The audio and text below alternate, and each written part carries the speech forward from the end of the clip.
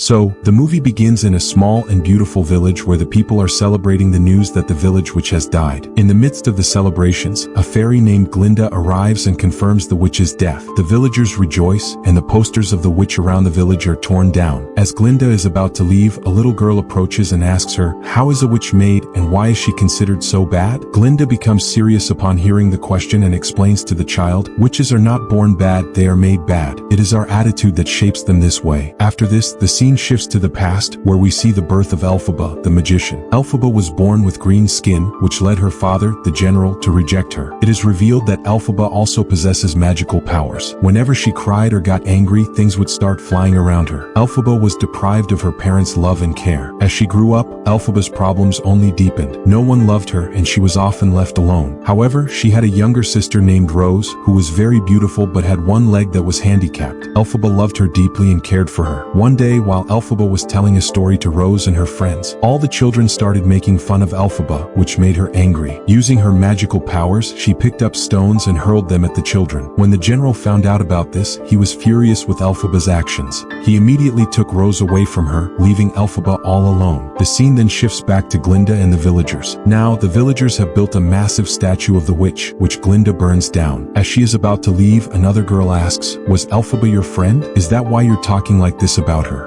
Glinda replies, "Maybe she wasn't my friend, but I knew her very well." As soon as she says this, the scene transitions back in time to when Elphaba and Glinda were together. Elphaba had come to the university that day to get her sister Rose admitted, although Elphaba herself wasn't allowed to study because her father, the general, wouldn't permit it. As Rose is being escorted by the teacher with all the formalities, Elphaba is upset. She stops the teacher, but the teacher ignores her and continues leading Rose to the front. In a fit of anger, Elphaba uses her powers to stop Rose's wheelchair. The moment she gets angry, everything around her starts flying. The principal, witnessing this, knows that the other children will start bullying Elphaba and think of her as a bad person. So, the principal steps in and pretends to have done the magic, saving Elphaba from the children's wrath. The principal then asks Glinda to take Elphaba to her room. Glinda agrees, but Elphaba hesitates because she hadn't come to the university to study. She only wanted to get Rose admitted. However, the principal takes Elphaba to a room where she praises Elphaba's magical powers and offers to teach her how to control them. Elphaba is initially very happy and excited, but then she remembers that her father will never allow her to study. The principal reassures her, saying she will talk to the governor and get her admitted to the university. Elphaba, now filled with hope,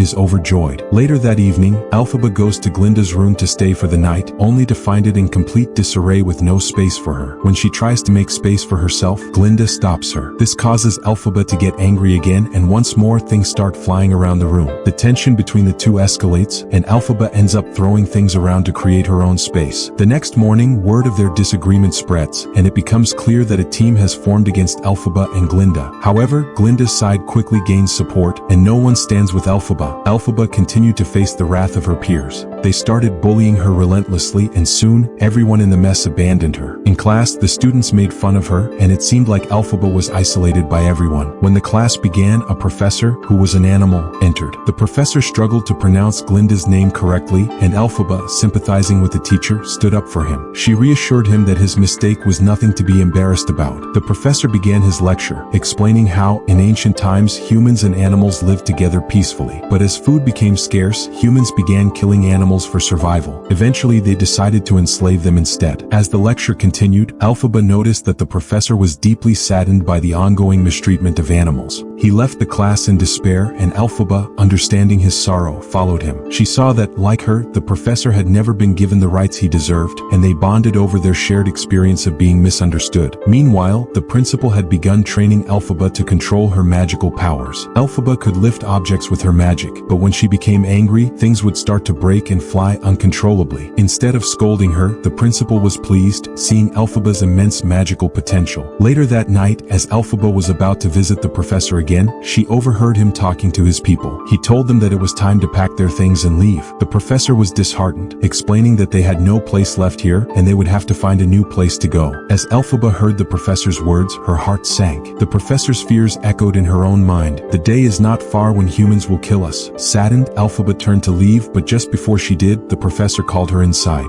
He welcomed her with kindness, and in that moment, Elphaba promised to help him and fight for his rights. She vowed that she would stand by him and help him achieve the justice he deserved. After making this promise, Elphaba walked toward the jungle, determined to make a change. In the jungle, she encountered a boy who, upon seeing her, immediately became frightened and ran. To Elphaba's surprise, she learned that he was the prince. Back at the university, word spread about the prince's arrival, creating excitement throughout the campus. Glinda, eager to impress the prince, spent considerable time preparing herself. When the prince arrived, he seemed uninterested in anyone except Glinda, who stood out as the brightest and most beautiful student. She persistently tried to catch his attention, and eventually, her efforts paid off. The prince befriended her, and Glinda took him to the library. However, once there, the prince's bad habits were exposed. He began climbing on the books and breaking the rules, irritating the librarian.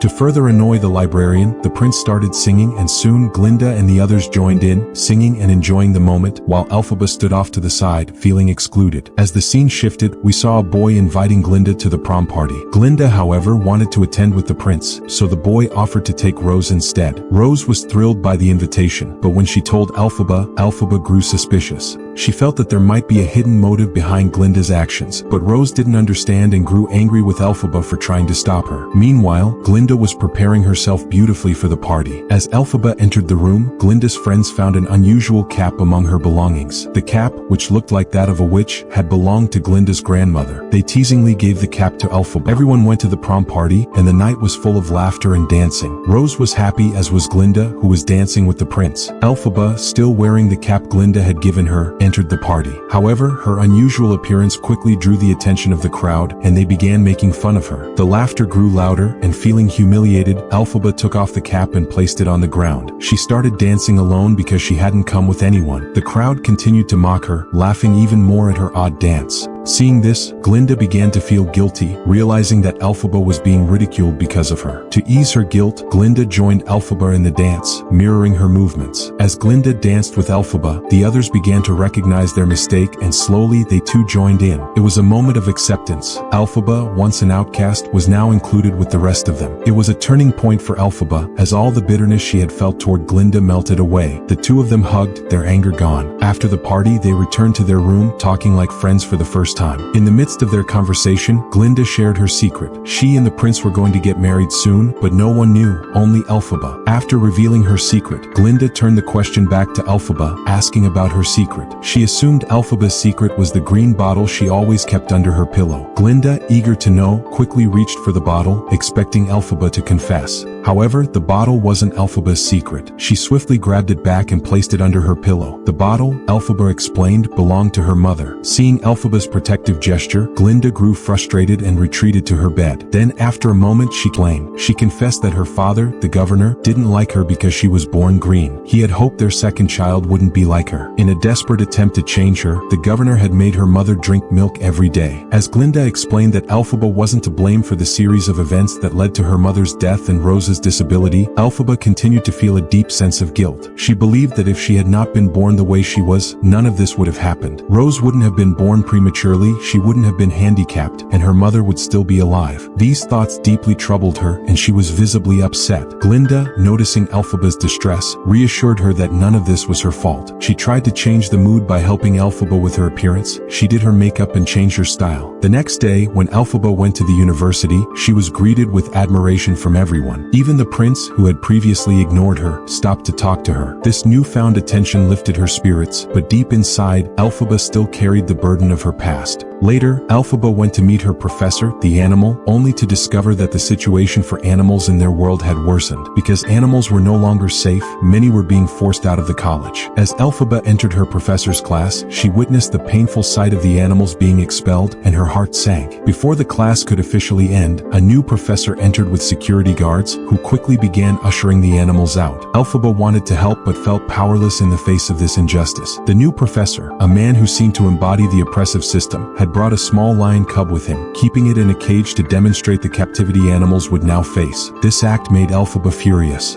her anger erupted, and as her emotions took over, objects and flowers in the room began to fly through the air. The power of her magic was so intense that everyone in the room, except the prince, fell unconscious. Elphaba, determined to free the lion cub, quickly set out toward the jungle to release it. The prince, who had remained conscious, decided to help her. Together, they set off on a bicycle with the lion cub in tow, making their way to the jungle. Meanwhile, back at the university, the principal arrived to find all the students and the teacher unconscious. She immediately deduced that Elphaba must have been the one responsible for the magic. Elphaba's powers had grown so much that the principal was pleased, and she wrote a letter to a great magician, eager to share Elphaba's potential. In the jungle, Elphaba and the prince had a tense moment. They began to argue about something, perhaps the consequences of their actions, their growing feelings for each other, or the future that lay ahead. The conflict between them was palpable, but their bond, forged in this moment of defiance, was only growing stronger. As Elphaba and the prince walked back from the jungle, Elphaba held the prince's hand, her feelings for him more apparent than ever. However, she quickly realized that despite their growing bond, the prince would never marry her. Her self-awareness kept her from pushing their connection further. The two of them returned to the university, but the next day, Elphaba was greeted with an unexpected surprise. A great magician had heard about her extraordinary magical abilities from the principal and wanted to meet her. Elphaba, excited by the opportunity, agreed to meet the magician. A green-colored train arrived to pick her up, and before she boarded, her friends came to say their goodbyes. The prince handed her a good luck flower, while Glinda, who seemed troubled, shared another secret. She revealed that her friendship with the prince had changed. He seemed distant and annoyed with her now. Although Elphaba felt a pang of sadness at hearing this, she still boarded the train. As the train departed, Glinda handed Elphaba a letter. In it, Glinda expressed her desire to join Elphaba but couldn't openly admit it. Elphaba, touched by the gesture, quickly pulled Glinda onto the train with her. Together, they traveled to the Emerald City, which was revealed to be the same city Elphaba had seen in the future. Upon arrival, they were welcomed with much fanfare. The citizens of the city danced in celebration, and Elphaba and Glinda were brought into a magnificent hall, where they were treated to a magical show. The magician, also known as the wizard, soon appeared before them. He took Elphaba on a tour of the magical city he had created, showing her how beautiful it was. Elphaba, with her keen eye, suggested painting the streets yellow and filling them with lights. The magician, impressed by her idea, immediately set to work making it a reality. He then showed Elphaba a small puppet that resembled her, and the puppet's movements indicated that Elphaba would one day rule over the city. However, Elphaba, startled by the suggestion, quickly dismissed the idea, telling the magician that her true dream was not to rule but to fight for the rights of animals. For that, she needed the magician's help. During their conversation, the principal arrived, and Elphaba rushed to her, embracing her warmly. They discussed Elphaba's desire to make a change for the animals, and Elphaba felt reassured by the principal's support. It was then that a magical monkey, under the magician's command, picked up a cloth from a magical book. The magician explained that the monkey had always dreamed of flying. He asked Elphaba to recite a spell from the book, which to her surprise worked and gave the monkey wings. This magical moment confirmed Elphaba's growing abilities and the power she held to make a real difference. It was a sign that despite the challenges ahead, Elphaba was destined to make an impact in ways she had not yet fully realized. Elphaba, her heart racing from the chaos around her, listened to Glinda's words but struggled to find any comfort in them. She had always felt out of place, but now she was faced with a choice that seemed to challenge everything she believed in. The magician, the principal, and even Glinda, who was now urging her to accept the offer, seemed to have different ideas about Elphaba's future than she did. The fire from the broken hot air balloon spread across the room, but Elphaba's mind was more focused on the betrayal she felt. The sight of the suffering monkeys, the creatures she had tried to help,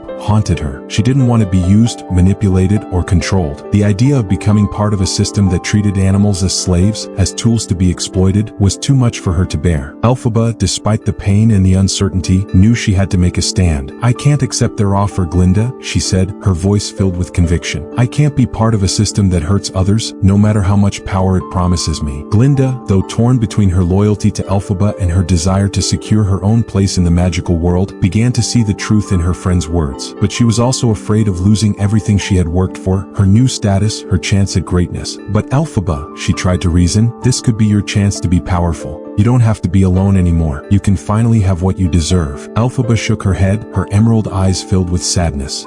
I deserve to be free. I deserve to choose my own path, not one that was forced upon me by people who only see me as a tool for their own gain. As the room began to fill with smoke from the fire, Alphaba made a decision. She could no longer trust the magician or the principal. They had trapped her, used her, and now wanted to control her powers for their own purposes. The magician's men had begun closing in, but Elphaba refused to let fear dictate her actions. With a fierce determination, she took one last look at Glinda. I'm sorry, but I have to go. This is not the life I want. Before Glinda could stop her, Elphaba gathered all her strength and used her magic to lift herself out of the room, leaving the burning palace behind. She soared into the sky, the wind carrying her higher and higher, away from the deception, away from the manipulation. Glinda, standing in the smoke-filled room, watched Elphaba fly away. Deep down, she knew that Elphaba was right, but her desire for approval, her fear of being left behind, made it hard for her to fully understand why Elphaba had made the choice she did. As Elphaba disappeared into the distance, Glinda stood there, torn between the world she had known and the friendship she had almost lost. She realized that perhaps, in the end, it wasn't power or status that mattered, it was the strength to stand by what you believe in no matter the cost.